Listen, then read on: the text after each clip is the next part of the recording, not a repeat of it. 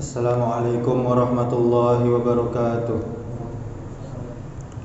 Alhamdulillah, wassalatu wassalamu ala rasulillah, wala hawla wala quwwata illa billah. Asyhadu an la ilaha illallah wahdahu la syarikalah, wa asyhadu anna Muhammadan abduhu wa rasuluh. Qala Allah ta'ala, ya ayyuhallazina amanu taqullaha haqqa tuqatih wa la tamutunna illa wa antum muslimun. Bapak Ibu jamaah yang dirahmati Allah Subhanahu wa taala, kembali kita bersyukur kepada Allah Subhanahu wa taala atas segala nikmat yang Allah berikan kepada kita, sehingga kita tidak dapat menghitung-hitung nikmat dari Allah. Kemudian marilah kita memperbanyak salawat kepada Nabi kita Muhammad sallallahu alaihi wasallam. Mudah-mudahan kita termasuk umatnya yang mendapatkan syafaat yaumil akhir kelak. Amin ya rabbal alamin. Bapak Ibu jamaah rahimakumullah, Ali bin Abi Thalib radhiyallahu anhu mengatakan, "Ma nuzzila bala'un illa bi zanbin wa la rufi'a bala'un illa bi taubatin."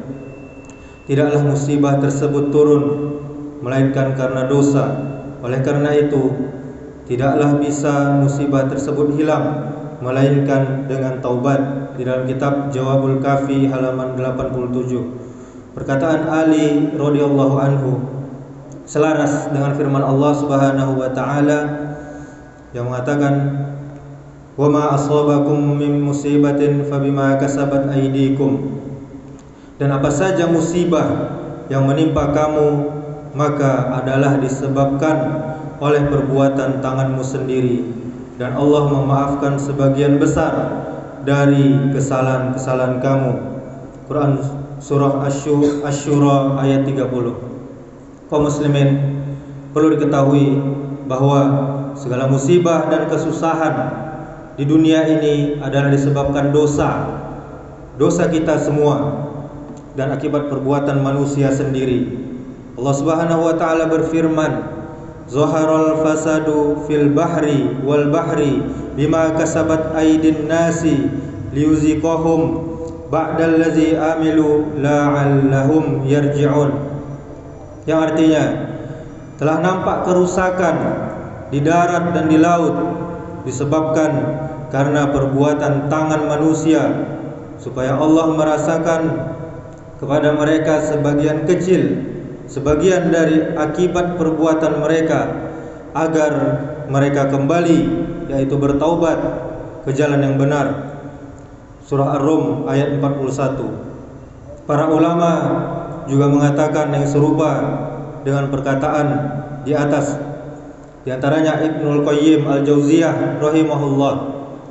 Dia mengatakan di antara akibat dari perbuatan dosa adalah hilangnya nikmat, dan akibat dosa adalah mendatangkan bencana atau musibah. Oleh karena itu, hilangnya suatu nikmat dari seorang hamba adalah karena dosa kaum muslimin. Begitu juga datangnya berbagai musibah juga disebabkan karena dosa. Kemudian Imam Ibn Rajab Al-Hambali, dia mengatakan, tidaklah disandarkan suatu kejelekan atau kerusakan melainkan pada dosa, karena semua musibah itu disebabkan karena dosa. Dalam kitab Lataif Ma'arif halaman 75. Bapak Ibu kaum muslimin jamaah rahimakumullah, saatnya merubah diri. Oleh karena itu, sudah sepatutnya setiap hamba merenungkan hal ini.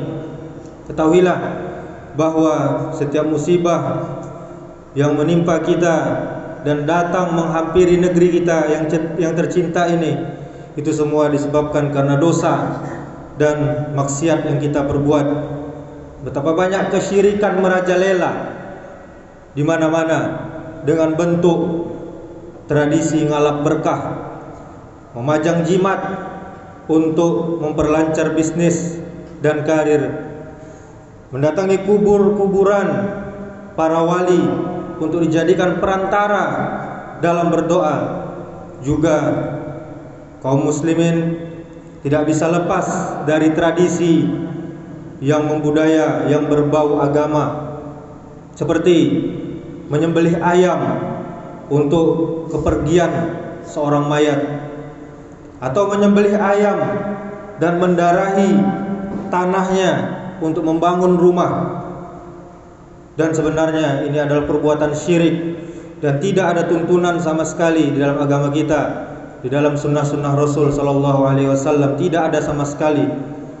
Juga begitu banyak kaum muslimin gemar melakukan dosa-dosa besar, apalagi menjelang akhir tahun, zina merajalela.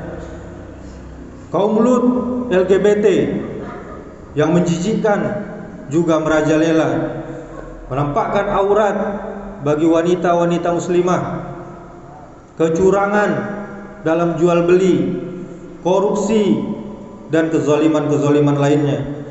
Kita juga dapat melihat bahwa masih banyak di sekitar kita yang sholatnya bolong-bolong, sholat 5 waktunya. Padahal para ulama telah sepakat, sebagaimana dikatakan oleh Ibnul Qayyim, bahwa meninggalkan sholat 5 waktu termasuk dosa besar, yang lebih besar daripada dosa berzina, daripada dosa berjudi dan minum minuman keras. Nauzubillah min zalik. Begitu juga kaum muslimin, banyak dosa-dosa lainnya yang terjadi di akhir-akhir zaman ini. Itu semua mengakibatkan berbagai nikmat lenyap, nikmat dari Allah lenyap, hilang satu persatu, dan musibah tidak kunjung juga hilang. Agar berbagai nikmat tidak lenyap kaum muslimin, agar terlepas dari berbagai bencana dan musibah yang tidak kunjung hilang, hendaklah kita setiap hamba-hamba Allah memperbanyak taubat nasuha, yaitu taubat yang sebenar-benarnya, yang sesungguh-sungguhnya. Karena dengan beralih kepada ketaatan dan amal soleh, nikmat akan kembali dan musibah akan hilang.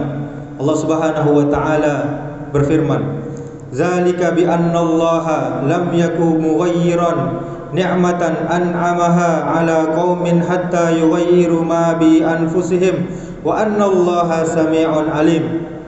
Yang artinya, siksaan yang demikian itu adalah karena sesungguhnya Allah Subhanahu wa taala sekali-kali tidak akan merubah suatu nikmat yang telah dianugerahkannya kepada suatu kaum hingga kaum itu merubah apa-apa yang ada pada diri mereka sendiri. Dan sesungguhnya Allah Subhanahu wa taala Maha mendengar lagi Maha mengetahui, dalam surah Al-Anfal ayat 53. Kemudian di ayat yang lain, "Innallaha la yughayyiru ma biqaumin hatta yughayyiru ma bi anfusihim." Sesungguhnya Allah tidak merubah keadaan suatu kaum sehingga mereka merubah keadaan yang ada pada diri mereka sendiri. Di dalam surah Ar-Ra'd ayat 11.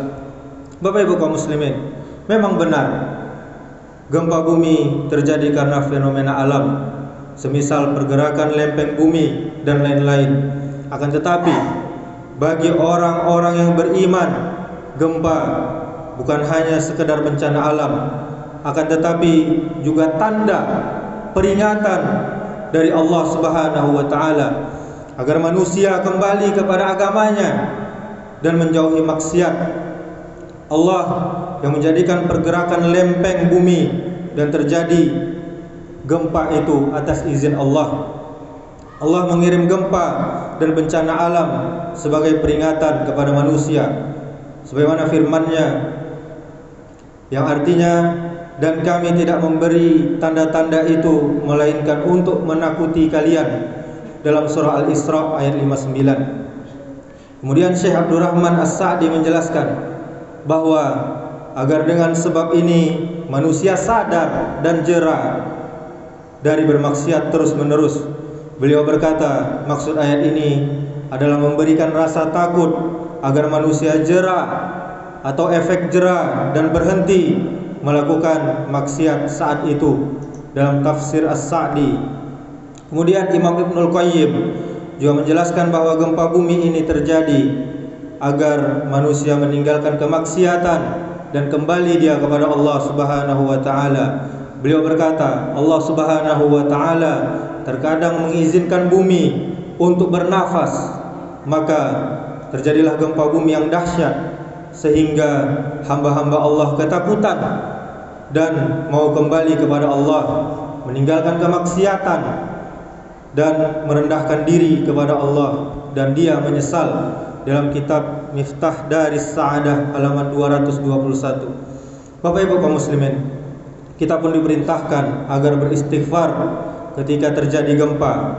Istighfar sangat mudah dilakukan, dan itulah seharusnya yang dilakukan ketika terjadi gempa. Bukan teriak-teriak atau kata-kata yang menunjukkan penyesalan dan murka atas takdir Allah. Gempa itu takdir Allah. Kaum muslimin, kewajiban kita ketika terjadi gempa bumi dan yang lainnya semisal gerhana, angin kuat, angin kencang, badai, banjir, yaitu menyegerakan taubat, merendahkan diri kepada Allah, meminta afiah atau keselamatan, memperbanyak zikir dan istighfar.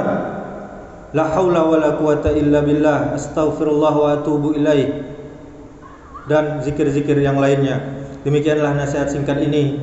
Mudah-mudahan menambah ketakwaan kita kepada Allah Subhanahu wa taala dan semakin taat kita kepada Allah Subhanahu wa taala. Subhana rabbika rabbil izzati amma yasifun, wassalamun alal mursalin, walhamdulillahi rabbil alamin. Wassalamu alaikum warahmatullahi wabarakatuh.